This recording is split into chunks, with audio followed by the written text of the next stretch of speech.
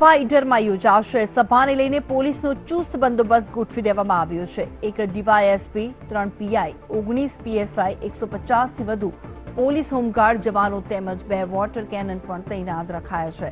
ઉલ્લેખનીય છે કે હાર્દિક પટેલની હિંમતનગરમાં સભા યોજાયા બાદ આજે ઈડરમાં સભાનું આયોજન કરવામાં આવ્યું છે। ત્યારે ઉત્તર ગુજરાત પાસ કન્વીનર રવિ પટેલે ઈડરના ગામડે ગામડે પાટીદારોને અનામત માટે મીટિંગો કરી સમજાવ્યા હતા અને આજની શંખનાદ સભામાં હજારો પાટીદારો જોડાય તેવી હાકલ કરવામાં આવી હતી।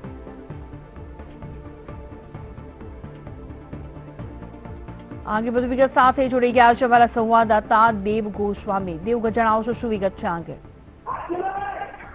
ચોક્કસથી જણાવી દઉં કે પાટીદાર અનામત આંદોલન બાદ આજે ઈડરમાં શંખનાદ સભા યોજવામાં આવી રહી છે, જેમાં હાર્દિક પટેલ અને જે કંપનીના પાસ કન્વીનરો છે તે તમામ હાજર રહેવાના છે। આ શંખનાદ સભાનો ઉદ્દેશ એક છે કે જે પાટીદારો શહીદ થયા હતા તે પાટીદારોને શ્રદ્ધાંજલિ આપવાની છે અને સમાજના જે પાટીદાર યુવાનો અને યુવતીઓ કે જેને સારો અભ્યાસ કરી સારી પોસ્ટ ઉપર છે તેમનું પણ સન્માન કરવામાં આવી રહ્યું છે। અહીંયા પોલીસનો ચુસ્ત બંદોબસ્ત ગોઠવી દેવામાં આવે છે। કોઈ અન્ય અનિચ્છનીય ઘટના ન ઘટે તે માટે અહીંયા ફૂલ તૈયારીઓ કરવામાં આવી છે। જી, આભાર દેવ, માહિતી આપવા માટે।